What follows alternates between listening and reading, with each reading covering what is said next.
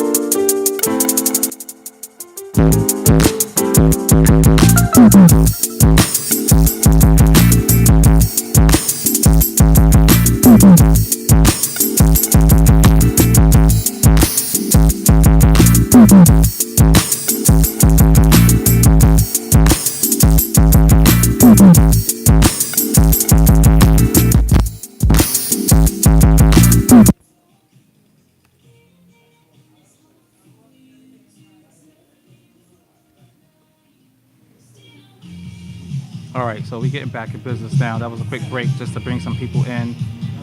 Good to see y'all all here. And I noticed y'all weren't able to hear the music. It was just for me. We got a few people up in here. Let's see. We got Soul Brother Jerome. What's good? What's good? We got Wayne up in the house. Hey, bro, heading to the gym. Watch the playback. Stay positive. Keep up. Good, right. Thanks a lot, Wayne. So for those of you who are here now, let's just get started right now. We're going to talk about MLK, right? And I think that there are some things that we should reflect on. And so I have a list of a few key points that I wanted to share and chop it up with you. And hopefully this could be some soul food for us so that way we could grow and continue on the path that King and others have marched on before us. And so the first thing I wanted to bring out is that King was deeper than most people knew, particularly black people. I mean, there's a lot of discussions that I run into where people say, King didn't understand. He didn't really understand the system using his non-violence approach. We needed somebody to be more gangster. And when people are making this kind of claim, they're typically comparing him to, let's say, Malcolm X or the Black Panther group. And there's a lot of issues with that. The first thing is that there's a misunderstanding of the civil rights movement. And I just wanted to clarify some things. And so to make my case, to clarify, I'm drawing from one of Dr. Martin Luther King's books. It was published in 1967. And it was called Where Do We Go From Here? Okay, I'm going to put up a link that I have for those of you who are interested in this book. It'll take you to Amazon. It's my Amazon affiliate link. And so if you're interested in that, let me know. I'll forward that link to you. It's and the book that I recommend is called "We Go From Here." It's a masterpiece. If this book was more widely read, we would be way more informed about the kinds of issues that we're experiencing now. We wouldn't be so surprised. So that's why I said the first thing we can learn about MLK in 2019 is that he is deeper than most of us think. So here's one example I want to give. This first example, this is King, and I'm going to quote him. With Selma and the Voting Rights Act, one phase of development in the Civil Rights Revolution came to an end. A new phase opened, but few observers realized it or were prepared for its implications. Okay, this is near, obviously, the end of King's life when he was assassinated. And a lot of people tend to say, well, King was sounding more like Malcolm X. They were like kind of moving in towards each other. And so I'll leave that at that. I mean, at least rhetorically, people are hearing that. And people like to cite when King, makes the claim, he states that, he feels like, he brought his people into a burning house. Not realize, and then they conclude that King is confessing that he made a mistake with his initiative with the SCLC, the Southern Christian Leadership Conference. But no, what he really was trying to say, and this is if we will only notice if we read his works and not just follow up on the clips that we see every once in a while. If we read his works, we can see that King was very much aware that this was a multi-tiered, he was involved with a multi-tiered program for racial and economic justice. And this is important.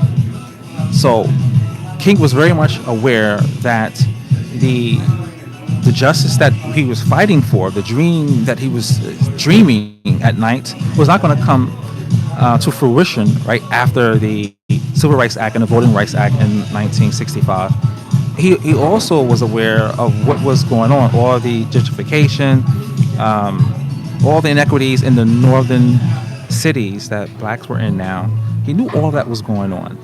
And this is where he implemented the second phase of his calling, his purpose for racial justice. And he began to post up in Chicago and direct his attention towards issues in the North.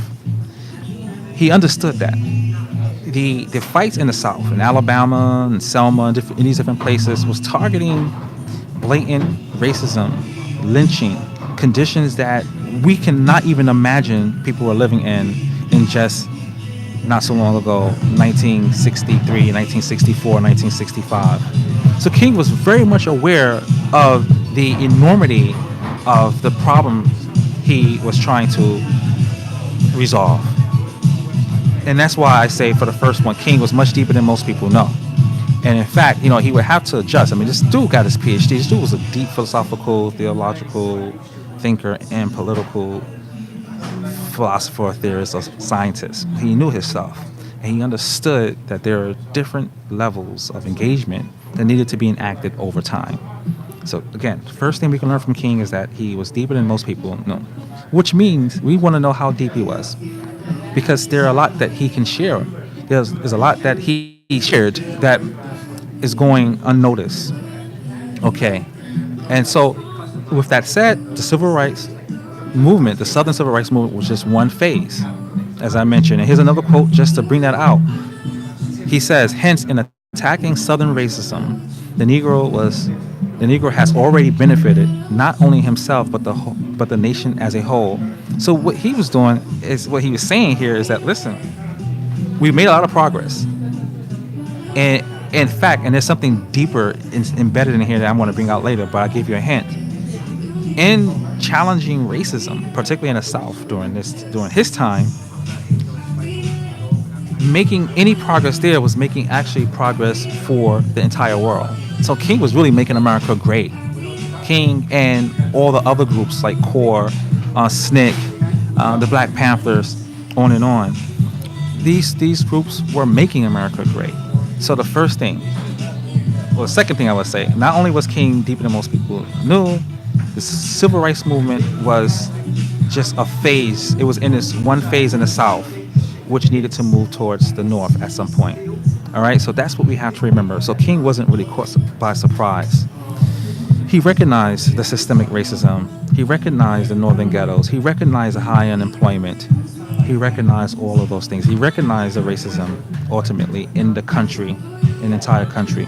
But as a general, he wanted to target certain fronts, at least those that were under the most fire, and the South was under the most fire at this time.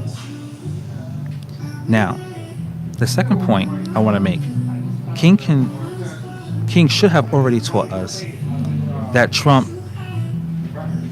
a guy like Trump, coming after Obama, should not have surprised us at all.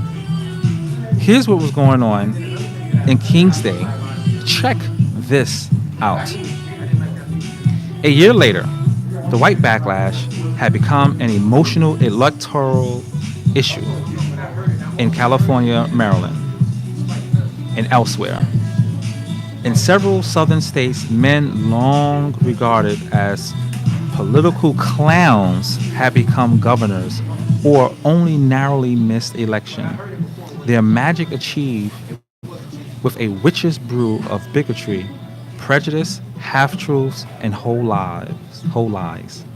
During the year, white and Negro civil rights workers have been murdered in several southern communities. The swift and easy acquittals that followed for the accused has shocked much of the nation, but sent a wave of unabashed triumph through southern segregationist circles. Many of us wept at the funeral services for the dead and for democracy. So King witnessed, my friends, King witnessed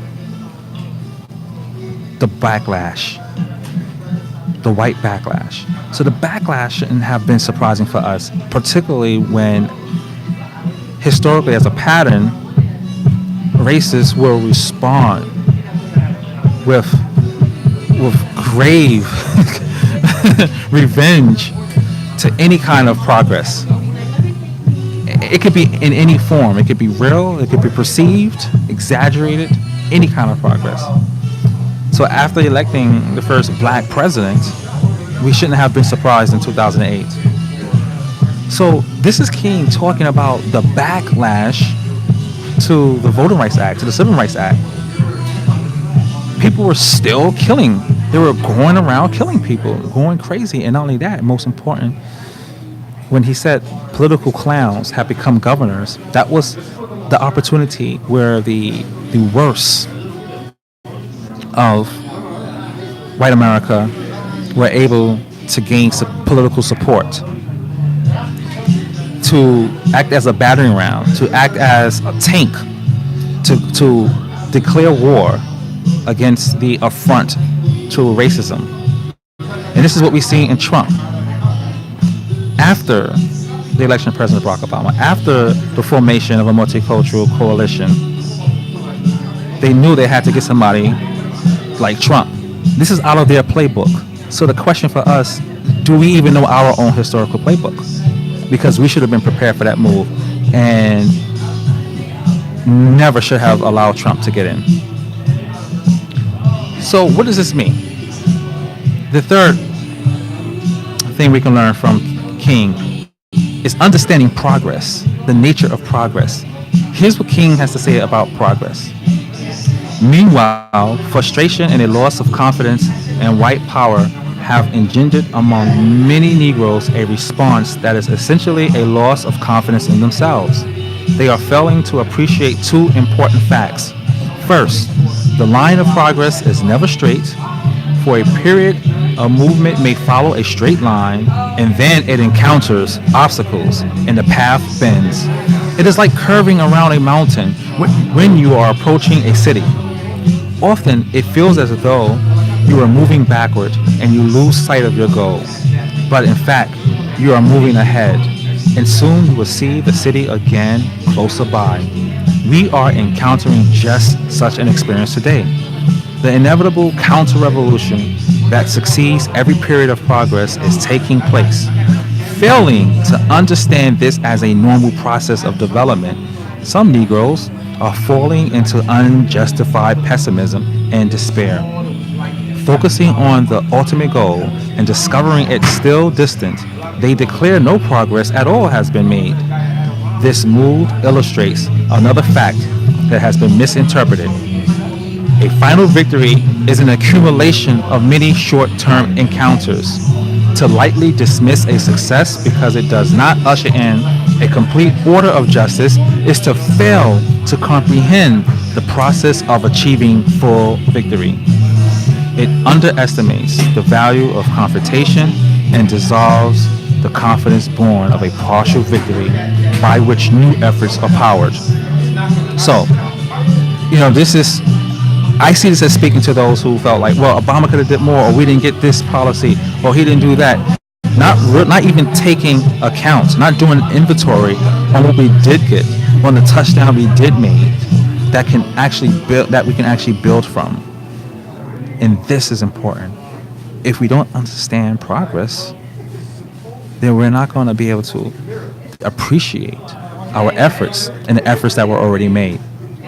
So I implore you to try to better understand progress, particularly from someone who lived in conditions that you and I have never and probably won't ever experience. That's not to say that we're not going through some issues now, but trust me, none of us here, well, maybe a few people, depending on what generation you're from, has experience with King. And if you have experience with King experience, then I'm sure you could reflect even more deeply than I can on the terrors of that age versus today. So let's go to the next one. Since we get the idea that the battle had to continue after the Civil Rights Movement, after the Voting Rights Act, okay, we had to, King had to remind us that, listen, you got to think more deeply, keep your eyes on the prize, it's not over. That was just one phase, right? And then we have to understand that when we complete one phase, when we do make a touchdown, there's going to be a backlash. The crazies are going to come out, all right? They're going to come full force. The only difference might be they won't wear the KKK robe.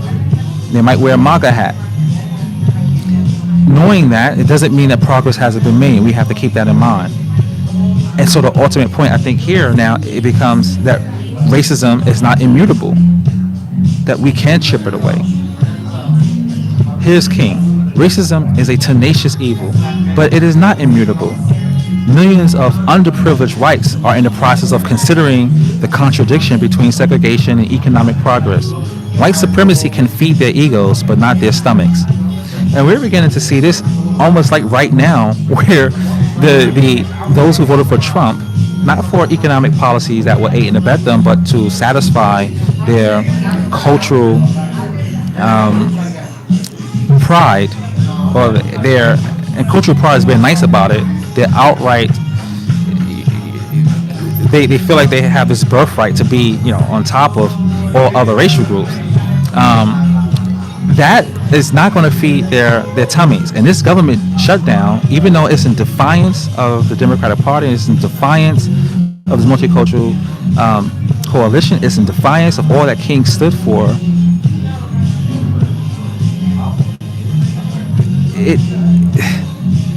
It's horrible, right? They voted for someone who's going to make this defiant stand, and then at the end of the day, they're suffering from it. And many of them are saying, holy crap, this makes no sense. I don't have any money. How am I going to pay my rent? Is it worth it? So King is making a good point that at some point, racism can become unsustainable for them. But it doesn't mean that we don't work hard, obviously. But he is saying that racism is built on certain guarantees that are not going to be fulfilled. So what we need to know is that no matter how formidable an obstacle it is, racism, white supremacy, is not omnipotent. And we can look at U.S. history, world history, to see the ground underneath it shaking. So the next point here is to remember that dealing with racism addresses the entire health of this country, the whole health, particularly, let's say, economic inequality. And here's King. King says, at this level, Negro programs go beyond race and deal with economic inequality wherever it exists. In the pursuit of these goals, the white poor become involved, and a potentiality emerges for a powerful new alliance. And King's making a really great point here. You know, fair. The impact of the civil rights movement, right, white America, white women, and many other groups were able to benefit in more than African Americans were able to benefit from the successes of the civil rights movement. Although we did benefit, don't get me wrong. The point is that it sends a message, and it sent a message that, hey, addressing racism is good for you as well. And we need to know that, and we need to own that narrative to remind this country that if you really want America to be great, if you really want a fair tax system, if you really want better jobs, if you really want a safe place to live, then you need to address racism. How do we do that? And here is another important thing we can learn from King. I'll keep this one short. There's a lot of info here. King wants us to be aware of the levers of power. Here's King. For the moment, therefore, we must subordinate programs to studying the levers of power. Negroes must grasp to influence the course of events. In our society, power sources are sometimes obscure and indistinct, yet they can always finally be traced to those forces we describe as ideological, economic, and political. King is saying, listen, attack the pillars of the status quo. The ideology and the propaganda that's being spread, that's where our public intellectuals get involved.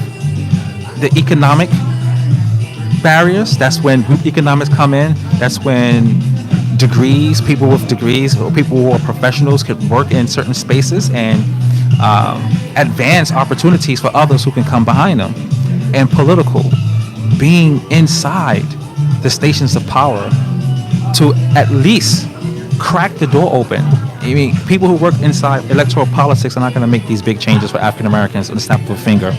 But we should support them when they get in, so that when they get in, they can crack the door open or the window just enough so that we can break it from the outside. And there's a lot to say here, but I'll leave that alone until next time. Now let's talk about the tactics of change. King wants us to be sharper and shrewd and deeper. He wants us to see the different variations that we need to attempt. For example, and people thought that King just believed that, voting alone was going to change things. No. King is like, that's one important factor. Here's King in his own words. Everything Negroes need, and many of us need almost everything, will not, like magic, materialize from the use of the ballot. Yet as a lever of power, if it is given studious attention and employed with the creativity we have proved through our protest activities we possess, it will help to achieve many far-reaching changes during our lifetimes. Voting is one part of the overarching strategy. It's a tactic. King never believed that, we get to the polls and everything changed. No, that's just one aspect. And you can follow up on that on your own. So the final two points. Here we go. Unity. Before he was killed, he wanted to remind us that unity is of the essence. Here's King.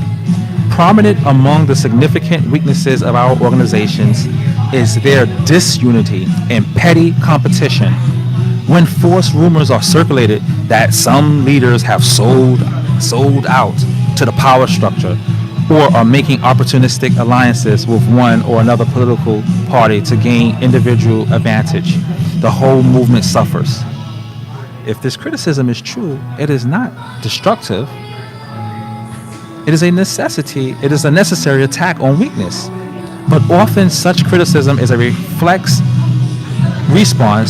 to gain organizational advantage. Too often a genuine achievement has been falsely condemned as spurious and useless and a victory has been turned into disheartening defeat for the less informed. Our enemies will adequately deflate our accomplishment. We need not serve them as eager volunteers. So many of the African Americans who were cutting down Obama were actually helping white Americans who wanted a racist society, who didn't want to see a black man in power, who didn't want somebody to inspire others to follow in his footsteps, who didn't want somebody to motivate people that yes, we can is real and that we can make change. He didn't want somebody saying we need to have the audacity to hope and be successful. He didn't want that message to spread and permeate throughout the minds of our youth and everyone else to think that, hey, we can do this. They didn't want that. But they didn't have to do much to dispel that. Many of our own did it for them. And I'm seeing it happen again to Kamala Harris. So that is what we can learn from King, particularly as black folk. I have one comment here, one reflection from King for white people. So this is what white people can learn from King today in 2019, and I think it's very relevant. And that is, here's King. Whites, it must frankly be said, are not putting in a similar mass effort to re-educate themselves out of their racial ignorance. It is an aspect of their sense of superiority that the white people of America believe they have so little to learn. White America, particularly the liberals, white liberals, or anyone who say they are for King and they're for King's dream and they want to make this a better country, King is asking you to re-educate yourselves on this issue. Explore your racial ignorance. So that's what I have here presented for all of you. I hope that this gains some, I hope that this is useful and it can be something that you can gain from. I've gained a lot. I had to skip over a lot of notes here. I was just chewing on this stuff and it was just like, man, this is just too much to talk about. But definitely I wanted to share this with you all. So I see GD Stokes and Soul Brother Jerome got some good comments here. So let me trickle down. Let me go over here and go up. Let me trickle up. Let's see. GD Stokes is saying, when I think about Trump and his voters, that vote continuously against their own issue, racism and ignorance come to mind. Absolutely, racism and ignorance is definitely the toxins or the intoxicating agents that are leading them to vote for and support Trump. So Brother Jones says, since they had our worst conditions and their best intention, starving Trump supporter cries are being poured in gumbo. I like that one. That's a good one. That's a good one. That's a good one. Let's see here. GD Stokes said, you mean amidst their own white privilege? Absolutely. Tavis Smalley, we're Cornel West is starting to pop his head up a little bit, but these guys were way more visible when Obama was president, and they were way more vocal. Oh my goodness! I mean, between Tavis Smalley and Cornel West, and even Professor Eddie Glaude, don't forget him. I mean, between them and the Tea Party, I was like, I don't know what's going on here. I mean, we have the radical left and the radical right all coming at this brother here. Unbelievable. And I don't really hear them coming after Trump at all. A couple of comments, but they're not incessant. And I guess the excuse is that, well, we need to keep the pressure on Obama, but they did so much to really hurt the understanding that they could have expounded. I mean, a lot of people should have been aware that the 2010 midterm elections were important, but instead, during this time, we have people just shooting down Obama, not realizing that now it's our turn. The Tea Party is the new Trump base. Well, yeah, the Tea Party prompted Trump up. They were around before Trump got in, and now I think Trump's base is bigger than the Tea Party. In fact, there's there's a lot of moderate people who support Trump because they feel that, well, Trump understands them socially. Trump is going to secure the kind of social environment that they want. He can't be that bad. He's a successful American businessman, and obviously that is a flawed statement. What they're really saying is that he's wealthy. He made a lot of money, and that's it. Because he's not a successful business person. I mean, unless you want to call someone taking advantage of other people, taking advantage of undocumented immigrants, taking advantage of lenders, taking advantage of all kinds of contractors who would build projects for him, and then he refused to pay. If you call that successful business, then okay, then that tells us about your ethics and morals. You're talking about a guy is on record saying that he hopes that the Great Recession happens so that people like him can make a lot of money. That's the successful business person people support, who call themselves, oh, I'm not racist. Oh, I just want this country to be better, and I think Trump could, help this country to be as wealthy as he is. Yeah, okay, you can believe that if you want to, but listen, folks. This has been a very exciting time for me to share this with you, and I appreciate you tuning in.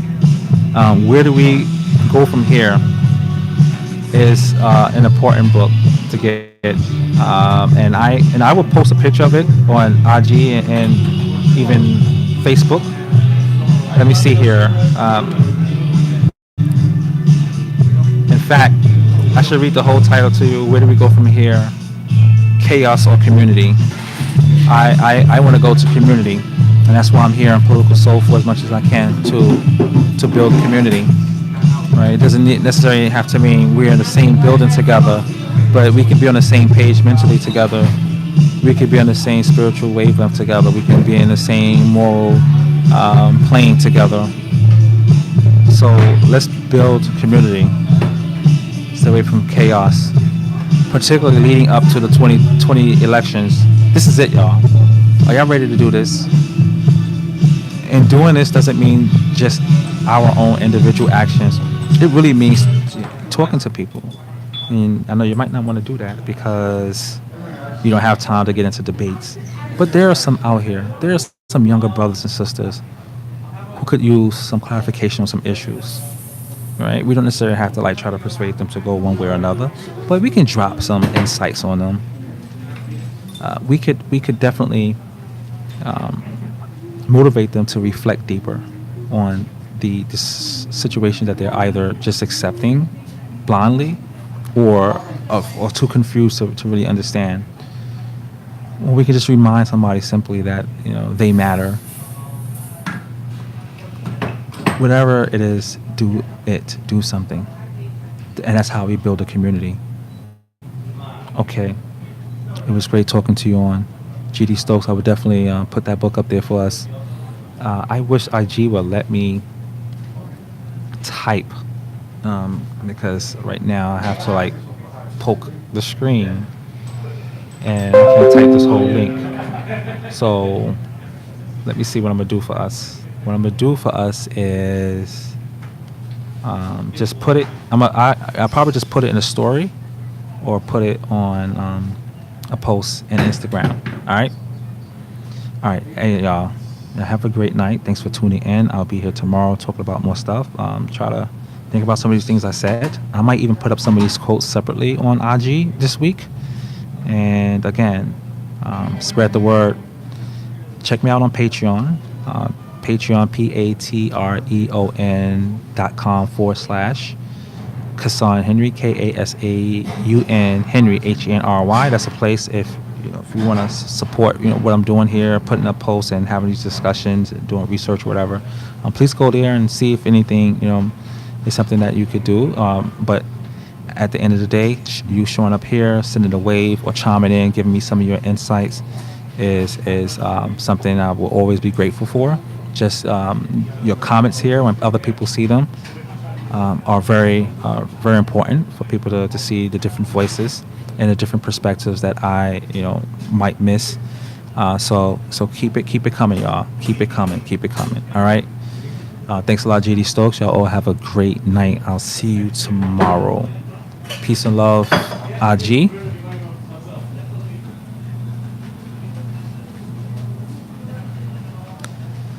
Uh, Facebook. It's good seeing y'all. Peace and love. And YouTube. Thanks for tuning in.